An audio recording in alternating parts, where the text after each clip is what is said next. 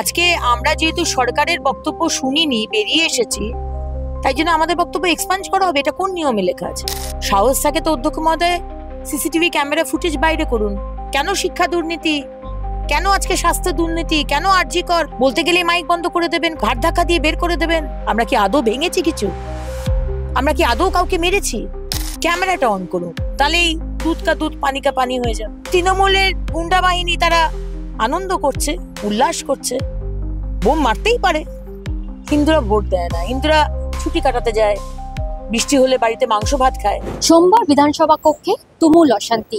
4 জন BJP বিধায়ককে চলতি অধিবেশনের জন্য সাসপেন্ড করা হলো। শুধু তাই নয়, তাদেরকে মার্শাল নিয়েও বের করা হলো।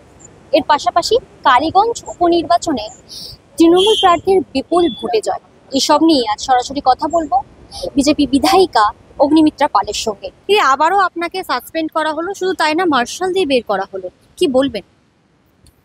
মুখ্যমন্ত্রী মমতা বন্দ্যোপাধ্যায় এবং তার পার্টি 14 বছর ধরে কোনো কাজ করেননি। যদি করতেন তাহলে এতটা ইনসিকিউর হতেন না আমাদেরকে নিয়ে। আমাদেরকে সাসপেন্ড কেন করা হয়েছে জিজ্ঞেস করুন স্পিকার মহোদয়কে। আমরা প্রশ্ন রেখেছিলাম, ডক্টর অশোক লাহিড়ী যে বক্তব্য রেখেছিলেন বৃহস্পতিবার, তার বক্তব্যটা এক্সপাঞ্জ করা হলো কেন? আপনি বলতে পারেন যে কেন এক্সপাঞ্জ করা হবে? আজকে আমরা যেহেতু সরকারের বক্তব্য শুনিনি, বেরিয়ে এসেছি, তাই জন্য আমাদের বক্তব্য এক্সপাঞ্জ করা হবে। এটা কোন নিয়মে লেখা আছে? আপনি কি নিজে থেকে নিয়ম বানাবেন আর আমাদের মুখ বন্ধ করার জন্য আপনি এইভাবে আমাদেরকে থ্রেট করবেন? এটা তো চলতে পারে না। আমরা প্রতিবাদ করেছি, আপনি আমাদের উপরে অ্যালিগেশন লাগিয়েছেন, আমরা মাইক ভেঙেছি। সাহস থাকে তো অধ্যক্ষ মহোদয় সিসিটিভি ক্যামেরা ফুটেজ বাইরে করুন। পশ্চিমবঙ্গের মানুষ দেখুক তারা কাদেরকে ভোট দিয়েছে, আদৌ তারা মাইক ভেঙেছে কিনা, নাকি অন্য কেউ মাইক ভেঙে তাদের উপর দোষ চাপিয়ে দিল। আমরা প্রতিবাদ করব, আমাদের উপর অত্যাচার হচ্ছে, অন্যায় হচ্ছে, আমরা প্রতিবাদ করব না। আর আপনি আপনার পুরুষ এবং মহিলা সিকিউরিটিকে দিয়ে আমাদের শাড়ি ছিঁড়ে, আমাদের এমএলএদের রাস্তায় ফেলে মেরে আপনি ঘাট ধাক্কা দিয়ে বের করে দিচ্ছেন। এটা কোথাকার ভদ্রতা, কোথাকার?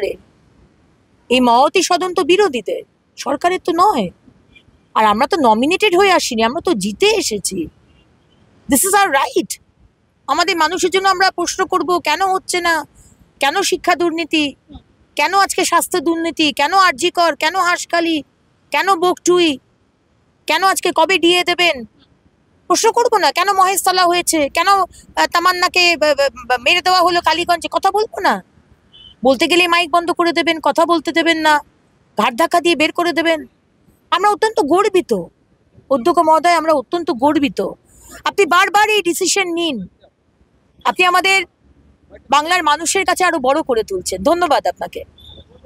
কিন্তু আমরা প্রতিবাদ করে যাব, অন্যায় হলে আমরা প্রতিবাদ করে যাব। আপনি আমাদের থামাতে পারবেন না।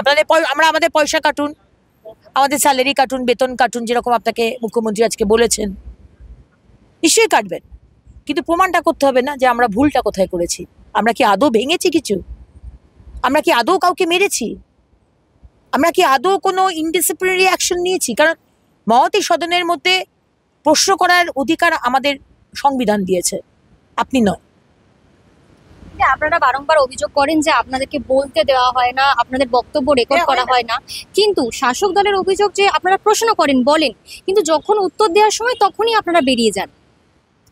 দেখুন, যদি সত্যি আমরা মিথ্যে কথা বলছি ধরে নিলাম, ওনারা সত্যি কথা বলছেন, ক্যামেরাটা অন করে দিতে বলুন না।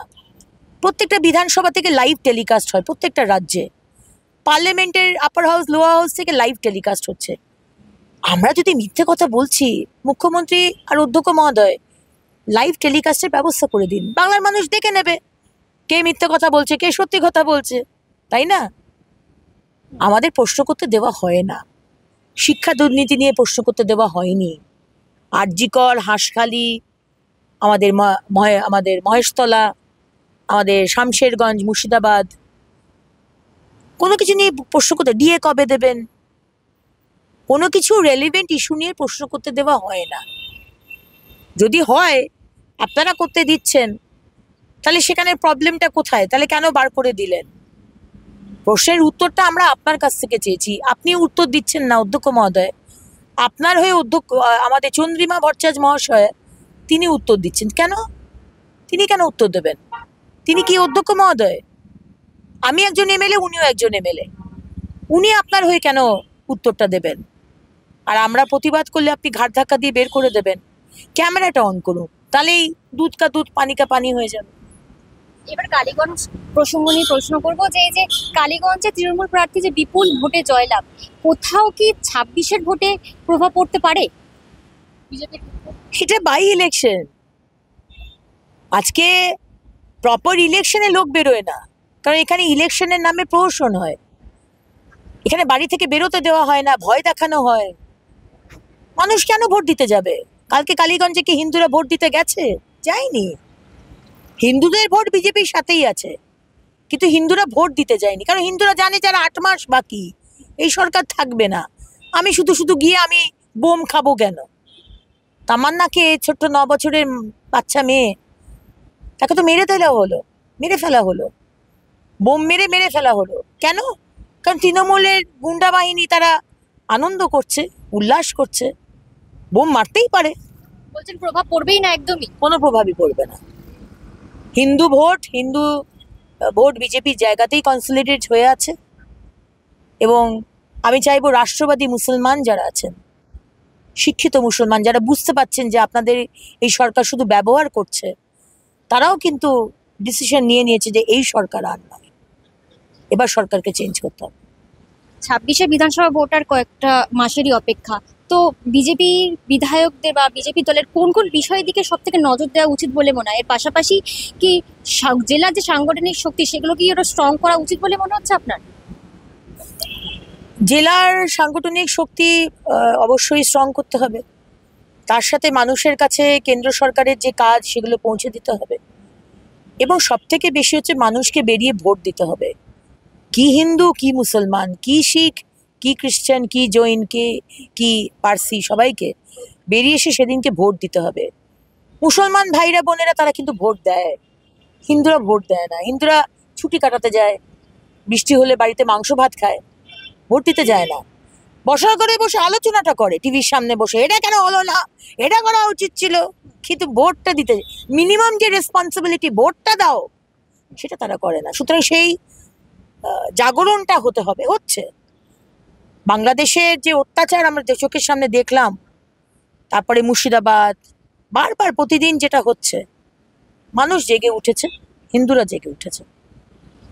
সম্প্রতি রাজ্য সরকার 3 দফায় 7,500 কোটি টাকা লোন নিয়েছে। অনেকে বলছেন যে এটা দিয়ে দেওয়ার জন্য তৎপরতার জন্য নিয়েছে।